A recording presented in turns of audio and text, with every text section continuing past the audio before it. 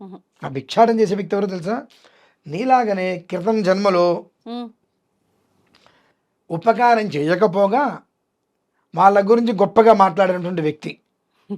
ఒక గ్లాసుడు మంచినీళ్ళు ఇవ్వకపోగా, వాళ్ళకేదో ఉపయుక్తంగా చేసి, వాళ్ళకేదైనా ఒకటి కట్టించి, వాళ్ళకేదైనా ఏర్పాటు చేసి అన్నీ ఇద్దాము అనే ఆలోచన లేకపోగా, హ్మ్. వాళ్ళ గురించి నేను ప్రశ్నించా అనేటువంటి గొప్పతనం కోసం ప్రయత్నం చేసింది కింద సంవత్సరం నీలాంటి వాడే. అంటే ఒక రకంగా సింపుల్‌గా చెప్పాలంటే ఇప్పుడు నువ్వున్న ప్లేస్‌లో గత జన్మలో వాడున్నాడు. ఓకే.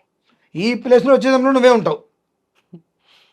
హ్మ్. అని అదే వాస్తవం అక్కడ. హ్మ్. ఏమిటి అనంటే, వాడు చేసినటువంటి కర్మ అనుభవిస్తూ గుడి ముందు కూర్చున్నాడు. అంటే ఒక రకంగా అహంకారంతో కళ్ళు మూసుకుపోతే భగవంతుడు చెప్పే గుణపాఠం అనుకోవచ్చా? ఖచ్చితంగా అండి.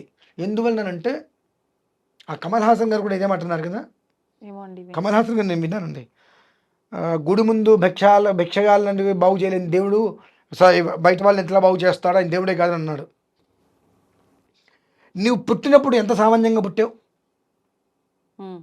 ఏదో పూటకి గడిస్తే చాలనేటువంటి ఇంట్లోనే పుట్టావుగా. 64 కళలలో ఒక కళ నీకుండి, ఆ కళ ద్వారా భగవంతుడు నీకు ఇంత యోగాన్ని ఇచ్చాడుగా. హ్మ్. ఇచ్చినప్పుడు నువ్వు ఏనాడైనా దేవాలయాలకు వెళ్ళినప్పుడు అక్కడ భిక్షగాళ్ళు ఉన్నారు కాబట్టి నేను ఈ పుట్టినప్పుడు మా నాన్నగారి పరిస్థితి ఏంటి? మా పరిస్థితి ఏంటి? నాకున్నటువంటి కళ